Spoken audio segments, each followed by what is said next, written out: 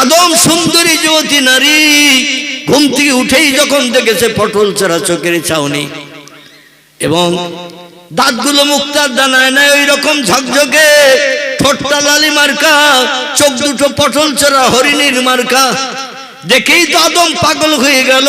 বহুদিন জান্নাতের ভিতরে থাকি, একা একা ঘুরি, একা একা বাড়াই, একা একা জান্নাতের ফল তুলি আর খাই, একা একা গাছতলায় ঘুমিয়ে পড়ি, আবার গাছতলায় ঘুম ভেঙে উঠি। মনে মনে চিন্তা হতো একটা জিনিস যেন আমার নাই। আল্লাহ একদিন ডেকে বলছেন, আদম আমার জান্নাতের ভিতরে ঘুরছো ফিরছো বেড়াচ্ছ খাচ্ছ, তোমার কি কোনো অভাব আছে? আদম বলছে, লা ইয়া রব্বি, আমার কোনো অভাব বলতে কিচ্ছু নাই, যেটা মনে করি সেটা পাই। আল্লাহ বলেন, কোনো অভাব নাই? আদম বলছে, আল্লাহ যখন ঘুম থেকে উঠি তখন মনে হয় যেন একটা জিনিস নাই। কটা? একটা জিনিস যেন নাই। আল্লাহ বলছেন, কি নাই সেটা বলে দে, আমি দিয়ে দেই। আমি খাস করে তোর সুন্দর সৌন্দর্য মণ্ডিত করে বানিয়েছি, আমার জান্নাত তোর উপভোগের জন্য দান করেছি। এই জান্নাতের বিল্ডিংয়ে ইয়াকুত জমরুদ মারজান হাইরা পন্না চুন্নি নামি দামি পাথর দিয়ে বিল্ডিংয়ের সৌন্দর্য বৃদ্ধি করেছি। কত গার্ডেনের পিকনিকের স্পট, কত সুন্দর সুন্দর ফল ফুলের বাগান বানিয়েছি।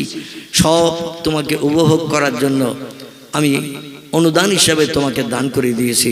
কুলু আশরাবু মির রিজকিল্লাহ, আমার জান্নাতের ভিতরে যত রিজেক আদি আছে, পানীয় দ্রব্য ফল ফুল খাবার আছে, সব তুমি খাও পান করো, কোনো বাধা নাই।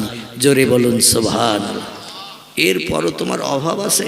বলে, আল্লাহ যখন ঘুরি ফিরি বেড়াই তখন অভাবের কথা মনে হয় না, ঘুম থেকে যেই উঠি তখন গালে হাত দিয়ে একটু চিন্তা করি কি একটা জিনিস যেন নেই। আল্লাহ যে কি নেই বলি দে, আমি দিয়ে দেই। আল্লাহ দিতে সময় লাগবে, আল্লাহ শুধু কোন বলবে হয়ে যাবে। এই জন্য আল্লাহ যখন তখন দিতে পারে কিনা, এমনকি আল্লাহ কথা বলার আগেও পর্যন্ত হয়ে যায়। জোরে বলুন সুবহানাল্লাহ। আদম বলছেন, আল্লাহ কি যে নেই আমি ওটা বলতে পারছি না, আমার মগজে চিন্তা হচ্ছে কি একটা নেই, সেই অভাব অভাব লাগে, কিন্তু কি যে নেই এটা বলতে পারছি না। আল্লাহ বলছে, তুমি যখন বলতে পারছো না তা আমি কি বলিয়ে দিতে পারি? একটু জোরে বলুন আল্লাহু আকবার। আল্লাহ বলছেন, ইয়ালামু খায়নাতাল আয়ুনে ওয়া মা তুখফিস সুদূর। তোমরা গভীর রাত্রে বারান্দায় বসে বসে মনে মনে যে চিন্তা করো, দুনিয়ার কেউ জানে না, খবর রাখে না কি চিন্তা করছো, আমি আল্লাহ খবরটাও রাখি। গভীর রাত্রে অমাবস্যার রাতে আমি আল্লাহ পাক আরশ কুরসিতে সপ্তম আসমানের উপরে থাকি। অতীতকালে ছিলাম, বর্তমান কালে আছি, ভবিষ্যতেও থাকবো। সপ্তম আসমানের উপরে সিদরাতুল মুনতাহা, তার উপরে আমি আল্লাহ পাক বানিয়েছি আমার আরশ কুরসি। ওইখানে বসে তামাম বিশ্ব আমি পরিচালনা করি। ও বান্দা বান্দিরা শোনো, অমাবস্যার গভীর অন্ধকার রাতে, যেদিন সারা রাত আকাশে চাঁদ ওঠে না, সারা রাত্রি আধার অন্ধকার অমাবস্যার রাত। আবার পূর্ণিমা যেদিনে হয়, সন্ধ্যা থেকে নিয়ে ভোর পর্যন্ত পুরো রাত চাঁদনির আলো দেখা যায়, এরে বলা হয় পূর্ণিমা। আর অমাবস্যা তারে বলে সারা রাত চাঁদের নাম নিশানা পাওয়া যায় না, এত ঘোরকৃষ্ট অন্ধকার। মাঝে মাঝে পথ চলতি মানুষও ধাক্কা খায় গাছতলায়, মাঝে মাঝে সাইকেলে অ্যাক্সিডেন্ট হয়, যদি একটু মেঘাচ্ছন্ন হয় আরো ঘোরকৃষ্ট অন্ধকার। মাঝে মাঝে সাইকেলে অ্যাক্সিডেন্ট হয়। আল্লাহ বলছে, ওই রকম গভীর অন্ধকার রাতে এই পৃথিবীর জমিনে একটা ক্ষুদ্র গুঁড়ো পিঁপড়ে যদি হেঁটে যায়, আমি আরশ কুরসি থেকে তার পায়ের শব্দটাও শুনতে পাই। এই পৃথিবীর জমিনে ওই পিঁপড়ের এক জায়গায় যখন নিজেদের মনের কথাগুলো বলে, আজ পর্যন্ত বিজ্ঞানীরা কোনো যন্ত্র মেশিনের মাধ্যম দিয়ে পিঁপড়ের এক জায়গায় মিটিং করে কি আলোচনা করছে, এই আওয়াজটা মেশিনে ধরে তুলে দিতে পেরেছে? কিয়ামত পর্যন্ত পারবে না। আল্লাহ বলছেন কি আলোচনা করছে ওটাও পর্যন্ত আমি আল্লাহ জানি। এত বড় মহান স্রষ্টা তিনি, আল্লাহু লা ইলাহা ইল্লা হুয়াল হাইয়ুল কাইয়্যুম। জোরে বলুন একটু আল্লাহ। তাহলে সেই আল্লাহ আদমের মনের ভিতরে কি দুশ্চিন্তা কি নাই ওটা আল্লাহ বলতে পারবে না? পারবে কি না? আল্লাহ বলছেন, তোর যে জিনিসটার অভাব আছে নিজে বলতে পারছিস না, তাহলে আমি কি ওটা বলে দিতে পারি? আদম বলছেন, না ইয়া রব্বি, আপনি বলে দিলে তো খুব খুশি হই আমি, কারণ আমার মনের গোপন খবর আপনি বলে দেবেন, আর কোনো গোপন কিছু থাকবে না, অভাব থাকবে না। এটা তো খুশির সংবাদ, শুভ সংবাদ। আল্লাহ বলছেন শোন, তো দেহটা আমি 4টে উপাদান দিয়ে বানিয়েছি। কটি? 4টে উপাদান দিয়ে বানিয়েছি। কাম, লোভ, মোহ, মৎস্য, এই 4টে জিনিস দিয়ে তোর বডিটা আমি বানিয়েছি। এর ভিতরে 4টে জিনিস আছে।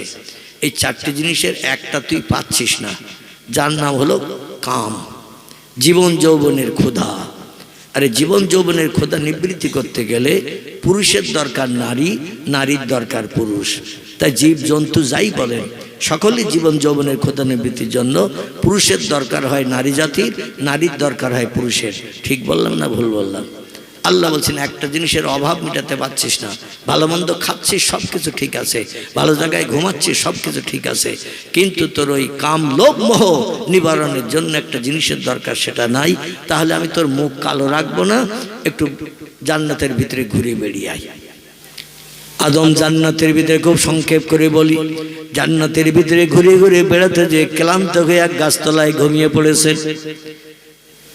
ক্লান্ত দেহ শুয়ে পড়লেই দেখবেন তাড়াতাড়ি ঘুম লাগে। আদমের যেই ঘুম লেগে গেছে, গাছতলায় শুয়ে পড়েছেন, বিশ্রামে গেছেন, অচৈতন্য হয়ে গেছেন। আল্লাহ বলি যাবিয়া জিবরিল এলা আদম, এই জিবরিল আমার আদম দেহের ক্লান্তি দূর করার জন্য জান্নাতের গাছের তলায় ঘুমিয়ে গেছে, তাড়াতাড়ি করে আদমের কাছে যা। আল্লাহ কোরআনে বলছেন ও মালাইকাতুন গিলাজুন শিদাদুন লা ইয়াসুনাল্লাহা মা আমারাহুম ওয়া ইয়াফআলুনা মা ইউমারুন। জোরে বলুন আল্লাহু আকবার। আল্লাহ বলছেন আমি ফেরেশতাদের দুটো ধাসে বানিয়েছি, খুব ভালো করে শোনেন। আল্লাহ বলছেন আমি ফেরেশতাদের দুটি ধাসে বানিয়েছি, দুটি শ্বাসে বানিয়েছি। একদল ফেরেশতা হলো কড়া গরম, একদল ফেরেশতা হলো নরম। জোরে বলুন সুবহানাল্লাহ। দয়ালু, দয়াদ্র, নরম একদল ফেরেশতা। আল্লাহ বলে এ ঘুম ভাঙা, অপারেশন হয়ে গেছে। আদমের ঘুম ভেঙে গেল। ঘুম ভেঙে একটু চোখ লগড়িয়ে ঠেলে উঠেছে জান্নাতের জমিন থেকে। উঠে দেখে অপরূপা সুন্দরী যুবতী, পটল চড়া চোখ, লাল ঠোঁট, মুক্তার দানার ন্যায় ঝলকানি দাঁত, আবার চোখে চাউনি দিয়ে মুস্কি মুস্কি হাসতেছে। পটল চড়া চোখে চাউনি, লাল ঠোঁটের ভিতরে সাদা দাঁতের মুস্কি হাসি। যদি একটা যুবতী মেয়ে একটা যুবককে গার্ডেনে, বাগানে, পিকনিক স্পটে এরকম একা একা পায়, ও গার্ডেনে তো একজন মেয়ে আর একজন ছেলে, পাশে আর কেউ আছে? পাশে আর কেউ নাই। আচ্ছা পাশে যদি কেউ না থাকে, আর যদি দুজন যুবক যুবতী পাশাপাশি থাকে, এদের মনের ভিতরে কত আনন্দ হবে বলেন তো? আমার যেটা চাহিদা ও মিটিয়ে দেবে, ওর যেটা চাহিদা আমি মিটিয়ে দেব। জীবনে একটু সুখী সমৃদ্ধি, আমরা স্বস্তি পাবো। এটা মনে মনে হবে না? হবে না? সুন্দরী চেহারা দেখে আদম পাগল পারা হয়ে গেছে। এতদিন জান্নাতে ঘুরছি ফিরছি, বেড়াচ্ছি, খাচ্ছি, কিন্তু মনের অভাব মিটত না। ঘুম থেকে উঠলেই মনে হচ্ছে যেন কি একটা নাই নাই। আজকে যেটা নাই সেটা তো দেখতে পাচ্ছি। এত সুন্দরী অপবতী, রূপবতী, যুবতী, অস্পরা মেয়ে ছিল কোথায়? আদম আর ধৈর্য ধরে রাখতে পারেনি। যৌবনাত্ম যুবক এই হাত দুটো এইভাবে লম্বা করে এগিয়ে চলে যাচ্ছেন হাওয়ার দিকে, কারণ বাধা দেওয়ার তো কেউ নাই। আমি আর ওই নারীটা শুধু এই জান্নাতের পিকনিক স্পট বাগানের ভিতরে। অতএব আবার কোথায় পালিয়ে যাবে? যে অভাব সেই অভাব রয়ে যাবে। আর পালিয়ে যেতে দেব না, জীবনের সঙ্গী বানিয়ে নেব। এই বলে হাত লম্বা করে এগিয়ে যাচ্ছেন। আল্লাহ আরশ কুরসি থেকে আওয়াজ পাঠিয়ে দিলেন, এ আদম হুঁশিয়ার, সাবধান, ডেঞ্জার, বিপদ, খাতরা আছে। ওই যুবতীর গায়ে যেন হাত লাগাবে না। জোরে বলুন একটু সুবহানাল্লাহ। আদম তখন আর না বলে পারেনি। আদম বলছে আল্লাহ, যৌবনাত্ম যুবকের পাশে যুবতী থাকলে সে তো অবশ্যই এগিয়ে যাবে। আমিও জীবনের সঙ্গী হিসাবে ওরে মানিয়ে নিয়ে সংসার জীবনে সুখভোগ করবো, জীবনের আশাকাঙ্ক্ষা পূর্ণ করব। আবার কোথায় হারিয়ে যাই, পালিয়ে যাই, এই জন্য আমি ধরতে গেলাম। আপনি আবার আরশ কুরসি থেকে আওয়াজ পাঠিয়ে দিয়ে বলছেন, খবরদার, হুঁশিয়ার, ওর গায়ে যেন হাত দেবেন না। আল্লাহ হাত দিতে যদি অসুবিধা, তো আমার সামনে দিয়েছেন কেন? কি করেছে? আদম বলছে আল্লাহ হাত দিতে যদি অসুবিধা হয় তো আমার সামনে দিয়েছেন কেন? সামনে না দিলে তো আমি এগিয়েও যেতাম না, হাতও দিতাম না তার গায়ে। আল্লাহ ডেকে বলেন আদম ওয়ালা তাহজান ওয়ালা তাখাফ ইয়া আব্দি, ভয় নাই চিন্তা নাই, আমি তোমার মনের সুখ দেওয়ার জন্যই যুবতীরই তোমার বডি থেকে বানিয়েছি। অন্য পদার্থ দিয়ে অন্য জিনিস দিয়ে ওই নারীটার আমি বানাতে পারতাম, কোন শব্দ বর্ণনা করলেই হয়ে যেত, কিন্তু তোমার বডির একটা হাড় বার করে নিয়ে আমি ওই নারীরে বানিয়েছি যাতে তোমার বডির অংশ সব সময় তোমার পাশে থাকবে, তুমি তার পাশে থাকবে, তোমার জীবন যৌবনের ক্ষুধা ওই নারী রক্ষা করবে, নারীর জীবন যৌবনে ক্ষুধা রক্ষা করবে তুমি, ওর মুখে হাসি ফুটাবে তুমি, তোমার মুখে হাসি ফুটাবে ও। এই জন্য তোমার বডি দিয়ে বানিয়েছি, প্রেম মহব্বত ভালোবাসা যাতে গাঢ়তর হয়। তবে শোনো, অত সময় পর্যন্ত যুবতী নারীর গায়ে হাত দিতে পারবে না যত সময় না পর্যন্ত বিবাহ বন্ধনে আবদ্ধ করা না হয়। আল্লাহ বলেন আগে বিয়ে করো, তারপরে তারে নিয়ে উপভোগ করো। এটা হলো ইমানদার মুমিন মুসলমানদের জন্য শরীয়তের বৈধ হালাল পন্থা। জোরে বলুন সুবহানাল্লাহ। গরুর মতো যেন করিও না, ছাগলের মতো করিও না, হাঁস মুরগি ইঁদুর কুকুর বিড়ালের মতো যেন করিও না। তোমরা একে অপরকে নিয়ে সুখ ভোগ করো, আনন্দ ফুর্তি করো, অসুবিধা নাই, তবে আগে একটু বিবাহ বন্ধন আবদ্ধ হও। এই জন্য আল্লাহ কোরআনে তথ্য কোট করেছেন, ফানকিহু, বিবাহ করো, নিকাহ করো, মা তাবা লাকুম মিনান নিসা, যে মেয়েটা তোমার নজরে পছন্দ হবে, যে মেয়েটা তোমার নজরে ভালো লাগবে, তার জীবন সঙ্গিনী বানিয়ে নিয়ে সংসার জীবনে সুখ ভোগ করো। আমি আল্লাহ তোমাদের জন্য বৈধ হালাল ঘোষণা করলাম। পাড়ার মোড়ল যাবে মেয়ে দেখতে, চাচা যাবে মেয়ে দেখতে, দাদা যাবে মেয়ে দেখতে, আর যে ছেলেটা বিয়ে করবে না ওর দেখার দরকার হবে না, শরীয়তে এটা বৈধ নয়। আমাদের দেশের মোড়ল মাতব্বরে বলতো ছেলে যদি মেয়ে দেখতে যায় ও বিয়েতে আমরা নাই, এ ছিল না আগে। এখন অবশ্য এই নিয়মটা একটু শিথিল হয়েছে। আগে এইরকম নিয়ম ছিল, পাড়ার মোড়ল দেখে আসবে তাতেই বিয়ে হবে। ছেলে কেন দেখতে যাবে? মোড়লদের আর মান সম্মান থাকবে নাকি? দাদা যাবে দেখতে, চাচা যাবে দেখতে, তাদের নজরে পছন্দ হলে বিয়েতে ছেলে বসবে। আল্লাহ বলছেন ওটা শরীয়তি আইন নয় যে সারা জীবন যারে নিয়ে সংসার করবে, যারে নিয়ে সারা জীবন সুখ ভোগ করবে, একসঙ্গে ঘুরবে ফিরবে বেড়াবে, এক জায়গায় বালিশে মাথা দিয়ে ঘুমাবে, গল্প যোগ করবে, ওই নারীটা যদি ছেলের পছন্দ না হয় সারা জীবন সংসারটা অশান্তিতে আগুন জ্বলবে। ঠিক না ভুল? এই জন্য অন্তত একটা বার হলো যে বিয়ে করবে তারে পাঠাও, সে তার নিজের চোখে মেয়েটা দেখে আসুক, তার চোখের সঙ্গে যদি অ্যাডজাস্ট হয়, চোখের সঙ্গে যদি মিল হয়, সংসার জীবনে আর দুঃখ নামবে না, অভাব আসবে না, অশান্তি আসবে না। অন্তত যে বিয়ে করবে সারা জীবন ঘর সংসার করবে তারে অন্তত একটা বার দেখাও। এই জন্য মোড়ল মাতব্বরদের বলবো, পূর্বের চিন্তা ভাবনা শরীয়তে চিন্তা ভাবনা নয়।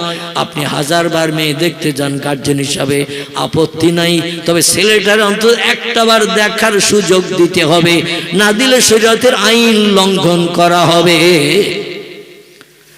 আল্লাহ বললেন মাসনা, একটা বিয়ে করে যদি তোমার জীবন যৌবনের ক্ষুধা নিবৃত্তি করতে নারী সক্ষম না হয়, তুমি দুটো পর্যন্ত বিয়ে করতে পারো।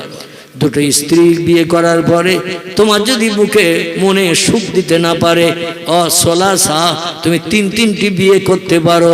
তিনটি স্ত্রী যদি তোমার সব সমস্যার সমাধান করতে অক্ষম হও, অরবা, তুমি একসঙ্গে 4টি পর্যন্ত বিয়ে করতে পারো। আল্লাহ এখানে কিন্তু তত্ত্ব একেবারে খতম করে দিয়েছে। 4টির উপরে 5টা বিয়ে করা শরীয়তে নাজায়েজ, হারাম। 4টির উপরে 5টা 6টা বিয়ে করা যাবে না। তবে 4টি স্ত্রীর ভিতরে যদি 1টা 2টো মরিয়ে যায় আবার 4টি পূরণ করতে পারবেন, এটা শরীয়তে বৈধ। বোঝা গেল?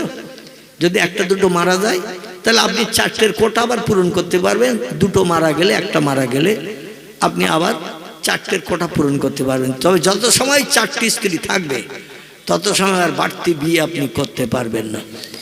আমার ভাইরা, এখানেই তত্ত্বটা শেষ নয়। আমরা কোরআনের এই আইনটা ফলো করি আর মানি। আল্লাহ 4টি বিয়ে করার অনুমতি দিয়েছে। অর্থ সম্পদ যদি থাকে, ব্যবসা বাণিজ্য ভালো থাকে, ইট বাটা যদি থাকে, জলকরের আয় যদি ভালো থাকে, অনেকে দেখবেন মাঝে মাঝে 3টে 4টে পর্যন্ত বিয়ে করে 4 জায়গায় রেখে দিয়ে থাকেন, কারণ পয়সার অভাব নাই। আল্লাহ বলছেন শোনো, বিয়ে করো, অসুবিধা নাই, বিয়ে করো, অবৈধ নয়। তবে শোনো, ফাইন খিফতুম, যদি তোমাদের ভয় হয়, যদি তোমাদের চিন্তা হয়, আল্লাহ তাআদিলু, সব স্ত্রীর সঙ্গে ব্যবহার সমান করতে পারবে না। কাউরে কাছে টানবে, কাউরে দূরে ঠেলে দেবে, কাউরে ভালোবাসবে বেশি, কারোর সঙ্গে দেখা সাক্ষাৎ করতে 1 মাসের ভিতরেও যাবে না। এই রকম কাজ যদি তোমার দ্বারা হয়, আল্লাহ বলছেন ফা ওয়াহিদাতান, তাহলে একটা বিয়েই তোমার জন্য যথেষ্ট। খবরদার বাড়তি বিয়ে যেন করতে যাবে না। যদি তুমি সব স্ত্রীর সঙ্গে সমান ব্যবহার করতে না পারো, তোমার পক্ষে যদি সম্ভব না হয়, তাহলে ফা ওয়াহিদাতান, একটা স্ত্রী তোমার জন্য যথেষ্ট। বাড়তি বিয়ে যেন করো না। কারো বাড়ি বাংলাদেশের ইলিশ মাছ আসবে, কোন স্ত্রীর ঘরে পচা চিংড়িও যাবে না। কারো বাড়ি বেনারসি স্বর্ণ কাতান, সাউথ ইন্ডিয়ান শাড়ি আসবে। কোন বিবির ঘরে বিধবা শাড়ি, সাদা খোল, লাল পাড়ও জুটবে না। কোন স্ত্রীর বাড়ি লম্বা লম্বা হাফ ফুটে ট্যাংরা মাছ আসবে। কোন বিবির ঘরে চুনো মাছ যাবে না। কোন স্ত্রী গা গরম হয়েছে, এমবিবিএস ডাক্তার ঝাউতলার মোড় থেকে এসে স্ত্রী ট্রিটমেন্ট করছে, কোন স্ত্রী 6 মাস নিউমোনিয়া টাইফয়েডে পড়ে রয়েছে, গ্রামের পাড়ার হেতুড়ে ডাক্তার পর্যন্ত তার দেখতে যায় না। এমনটা ব্যবহার যদি করো, কবরে আসার পর্যন্ত রেহাই। কবরে আসলেই তোমার এই গমের আটা বানানো হবে পেশাই করে। কি বানানো হবে? আটা বানানো হবে। গমের আটা যেমন বানানো হয়, গাপ কোটা করা হবে। আমাদের দেশে আগে ঢেকিতে গাপ কুটতো, জালেটার আটা দেওয়ার জন্য ঢেকিতে গাপ কুটতো, দেখেছেন তো নাকি? এখন তো আর ঢেকি পাওয়া যায় না। আগে গাপ পিড়ে নিয়ে, গোল গোল গাপ, এই পিড়ে নিয়ে ঢেকিতে কুটিয়ে মাঝে মাঝে খোপে করিয়ে কিংবা কলসিতে করে মাটির ভাড়ি খাঁড়ি করে রেখে দিত। ভালো মজে গেলে জালের গায়ে লাগালে একটু সুতোটা শক্ত হইতো। আল্লাহ বলছেন গাপ কোটা করে ছেড়ে দেবো কবর আসলে। এধারের পাজর এধারে, এধারের পাজর এধারে, এইভাবে চেপিয়ে চেপে তোমারে কষিতে করে রাখবো। তবে শোনো, যদি সক্ষম হও সব স্ত্রীকে সমান চোখে দেখার, তাহলে তুমি বিয়ে করো একাধিক 4টে পর্যন্ত। আর যদি সবাইকে সমান চোখে দেখতে অপারগ হও, তো একটা স্ত্রী তোমাদের জন্য যথেষ্ট। জোরে বলুন একটু সুবহানাল্লাহ, জোরে বলুন একটু সুবহানাল্লাহ। আমার ভাইরা, দেখতে দেখতে আমার সময় শেষ হয়ে গেছে। পরবর্তী বক্তা হুজুর আসবেন তো নাকি? আল্লাহু আকবার। একই ধরনের কথা। আমি অসুস্থ মানুষ, আমি এখনো পূর্ণ সুস্থতা পাইনি, যার কারণে 2 ঘন্টার উপরে হয়ে গেল। এরপরও এখনো হুজুর আসছে, আমি জানি হুজুর আসতে আসতে 1.5 ঘন্টা 2 ঘন্টাও হয়ে যায়। আমার বাস্তব জীবনের কথা বলছি। আপনাদের দক্ষিণ 24 পরগনা কুলপির কাছে গাজীপুর বলে একটা গ্রাম আছে, নাম হয়তো শুনে থাকবেন। কুলপির মোড়ের থেকে হসপিটালের সামনে দিয়ে ভিতরে ঢুকতে হয়। গ্রামটির নাম গাজীপুর।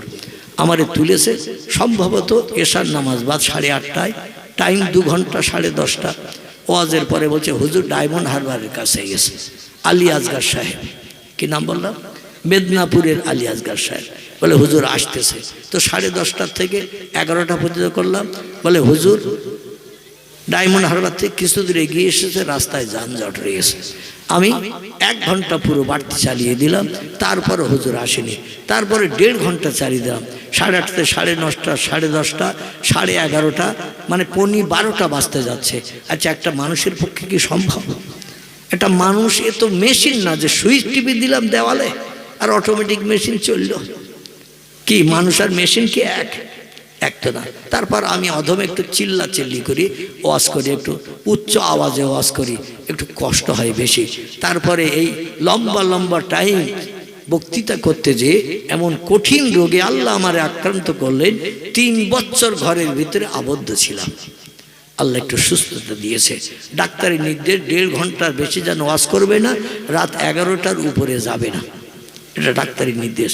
কিন্তু সে ডাক্তারের নির্দেশ কোথায় উড়িয়ে আসমানে চলে গেছে তার ঠিক নাই। দেখতে দেখতে এখন রাত 12:30টার উপরে হয়ে গেছে। এখন আমার বাবাজি ভাইজান বলছেন যে এখনো 10 মিনিট ওয়াজ করেন। আচ্ছা, যদি 10 মিনিট করলে হয়, এর উপরে আর দাবি করবেন না তো?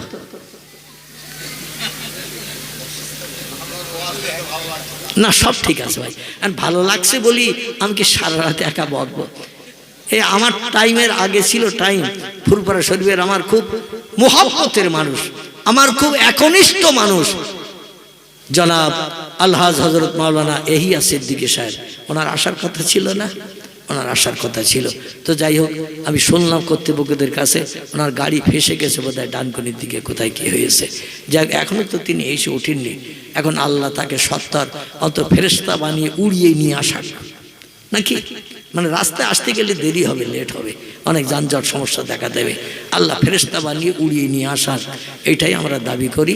আর অন্য পরবর্তী বক্তা 10 মিনিটের ভিতরে যদি হুজুর না আসেন, অন্য একটা বক্তার সিদ্ধান্ত আপনারা নেন। আল্লাহ হায়াতে তৌফিক দিলে, 4 চক্ষের মিলন ঘটালে ইনশাল্লাহ আবার আলোচনা করা যাবে। মোহাব্বতে একটু দরুদ শরীফ। আল্লাহুম্মা সাইয়্যিদিনা মাওলানা মুহাম্মদ ওয়া আলা আলি সাইয়্যিদিনা।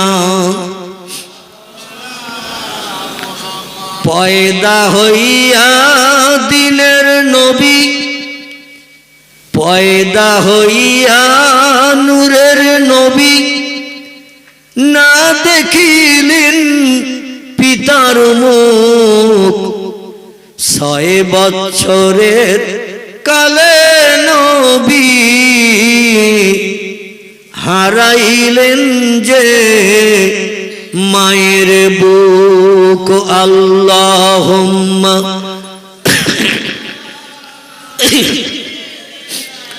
মাওলানা ওয়া আলা আলি সাইয়্যিদিনা মাওলানা মুহাম্মদ। আদম আলাইহিস সালাম বললেন, আল্লাহ যেটা করলে নারীটারে কাছে পাবো, তারে নিয়ে জীবন যৌবনের ক্ষুধা মেটাতে পারবো, জীবনের শখ শান্তি তার মাধ্যম দিয়ে আদায় করে নিতে পারবো, আল্লাহ সেই ব্যবস্থা করে দিন। আল্লাহ বলেন, সেই ব্যবস্থার নাম হলো বিয়ে করা। আমাদের দেশে বিয়েও বলে, আবার নেকাহ বলে, বলে না? আচ্ছা, নেকা বলে কারে একটু বলেন তো দেখি। ঠিক হলেও বলেন, ভুল হলেও বলেন। যদি ভুল হয় ইনশাআল্লাহ অধম সংশোধন করে দেবে, আর যদি ঠিক হয় আলহামদুলিল্লাহ। তো মুখ বুঝিয়ে ইতিকাফের নিয়ত করে বসে থাকলে হবে না। আমাদের দেশে বিয়েও বলে, নেকাহ বলে। এখন নেকা কারে বলে আর বিয়ে কারে বলে একটু তথ্য দেন আমারে, টপ করে বলেন।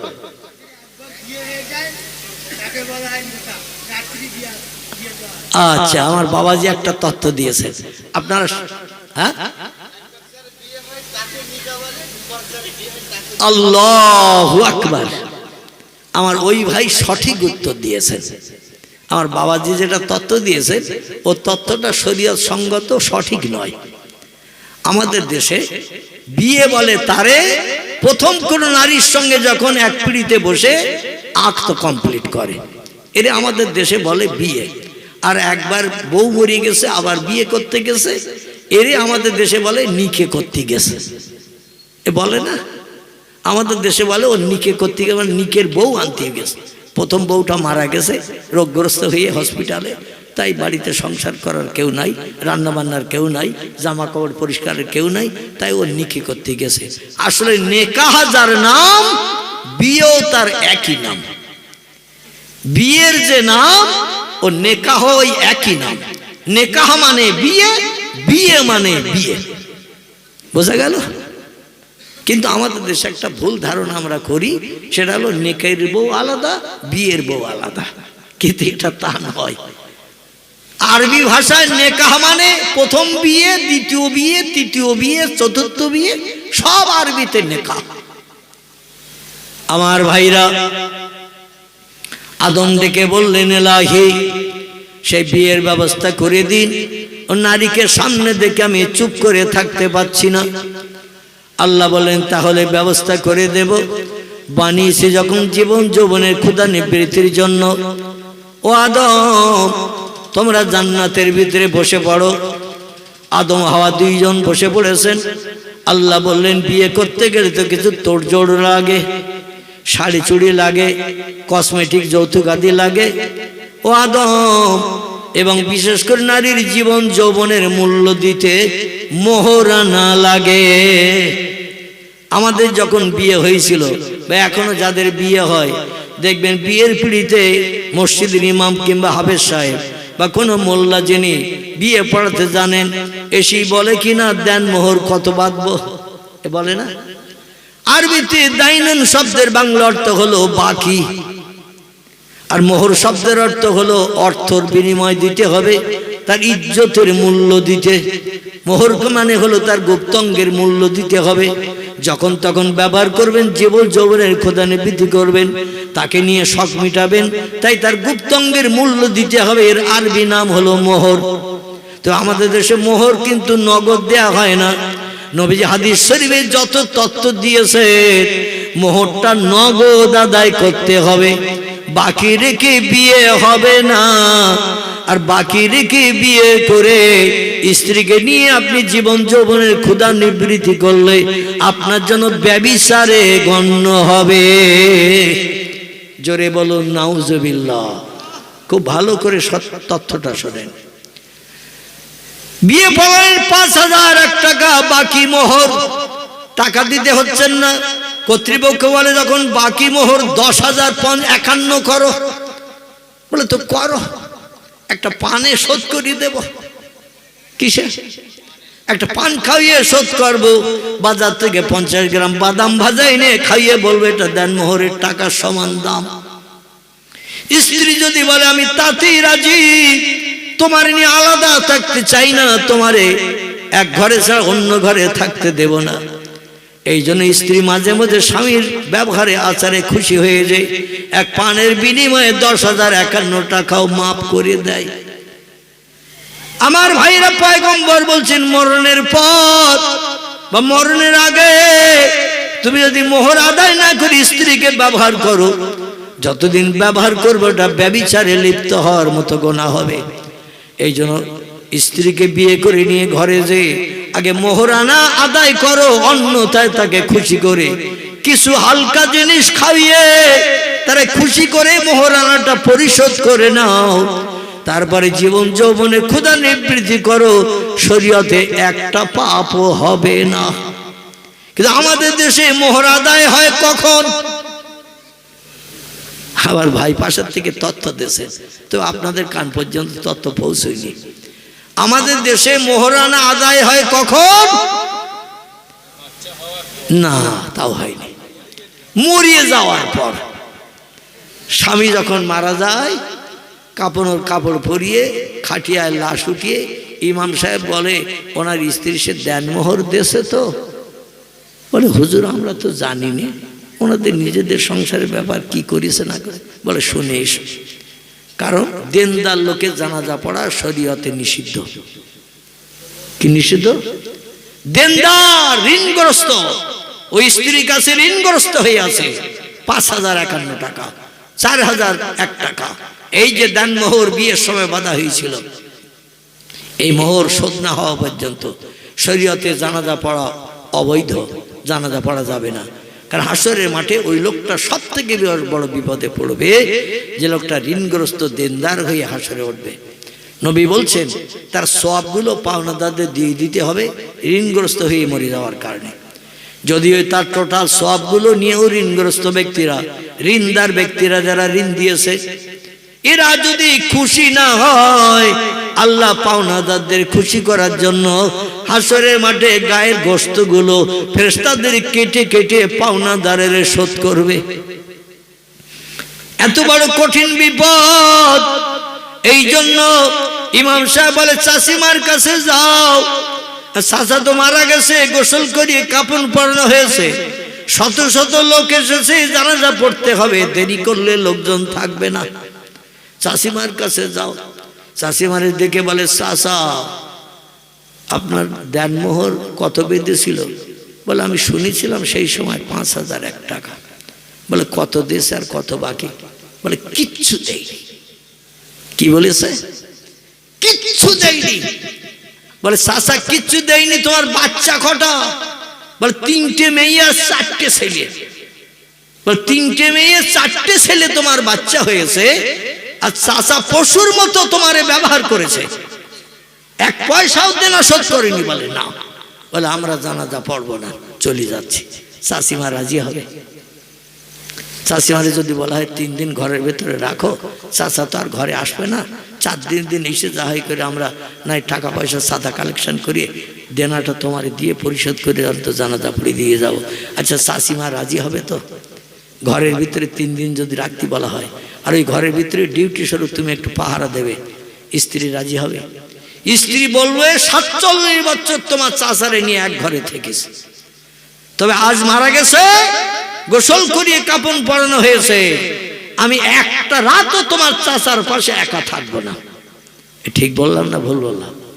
মানে মারা গেছে, সম্পর্ক ছিন্ন হয়ে গেছে, মোহব্বত আর লেশ মাত্র নাই। কোনো মরা স্বামীকে নিয়ে কোনো স্ত্রী সাহস করে ঘরের ভিতরে একা থাকবে? অন্য সময় যখন বেঁচে ছিল চাচা, চাষিমারে যদি বলা হতো তুমি একটা রাত অন্য ঘরে থাকো, চাচা আর একটা নারীর নিয়ে এই ঘরে একটু থাকুক, নাউজুবিল্লাহ, এরম যদি বলে চাষিমা লাভ মেরে ঠেলে উঠবে কিনা? কি ঠেলে উঠবে কিনা? বলে আমি থাকতে আবার অন্য মেয়ে এই ঘরে থাকবে? এত বড় বুকির পাটা, মুড়ো ঝাঁটা দিয়ে ঝাঁটাবো, কে আসবে আসতে বল। এ বলবে না? বলবে না। কিন্তু যেদিন মারা গেল সেদিন চাষিমারে বলা হলো 2 দিন পরে দরকার হয় জানাজা পড়িয়ে দিয়ে যাব, টাকা পয়সা কালেকশন করে শোধ করে দিয়ে তুমি অন্তত 2 দিন 3টে দিন রাত চাচারে নিয়ে থাকো। কোনো স্ত্রী চাইবে? চাইবে না। কারণ যতদিন বেঁচে আছে ততদিন মোহব্বত, যেই দেহ থেকে প্রাণ বেরিয়ে গেছে সঙ্গে সঙ্গে বাসতলার খোরাক হয়ে গেছে, আর কোনো মোহব্বত প্রেম ভালোবাসা এই পৃথিবীতে আর কেউ দেখাবে না। এই জন্য আমি অনুরোধ রাখবো বাবাজিদের কাছে, মা বোনেদের কাছে, দুনিয়ার প্রেম মোহব্বত ভালোবাসা ততদিনের জন্য যতদিন দেহে প্রাণটুকু আছে। প্রাণ যেই বেরিয়ে যাবে সব দেহটা অচল হয়ে যাবে, মোহব্বত প্রেম ভালোবাসা সব দূর হয়ে যাবে। এমনকি হাসরের মাঠও পর্যন্ত স্বামী স্ত্রীরে চেনবে না, স্ত্রী স্বামীরে চেনবে না, ছেলে বাপের চেনবে না, বাপ ছেলের চেনবে না, মা মেয়ের চেনবে না, মেয়ে মায়ের চেনবে না, বন্ধু বান্ধব কেউ কারো দিকে ফিরে তাকানোরও সময় পাবে না। সেদিন 9টা ধানের চাল কটা এই সময়টুকু গুনতেও দিতে পারবে না। এখন যদি আপনাদের কাছে জিজ্ঞাসা করি 9টা ধানের চাল কটা হয়, আপনারা বলতে কেউ আপত্তি করবেন? যদি বলি 9টা ধানের চাল কটা হয়, কারো বলতে অসুবিধা হবে? কটা হয়? 9টা ধানের 9টা। এই 9টা 1 সেকেন্ডও লাগে না বলতে, কিন্তু হাসরের মাঠ এত কঠিন দিন হবে, এই 9টা শব্দটাও বার করতে বান্দার কলিজা খান খান হয়ে যাবে। এত ভয়ঙ্কর ভয়ঙ্কর দিন আল্লাহ পাক সামনে রেখে দিয়েছেন। সেই দিনে আল্লাহ পাক আমাদের সকলকে যেন একটু তার রহমত দিয়ে হেফাজত করেন। সকলে বলুন আমিন। আপনার ভাইরা আসুন আমরা সকলে পীর নবী দরবারে সোনার মদিনায় একটু সালাতুস সালাম, প্রাণ ভালো একটু সালাম পাঠ করি। সকলে একটু দাঁড়িয়ে যান। ইয়া নবী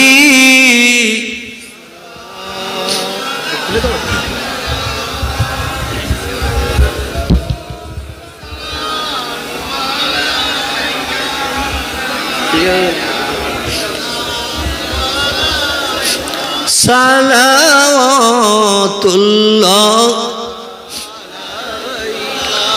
নবীজির আব্বা আব্দুল্লাহ, রাসূলুল্লাহর আম্মা আমিনা, হাবিবের দুধমা হালিমা, দয়ার নবীর রওজা মদিনা ইয়া নবী সালাম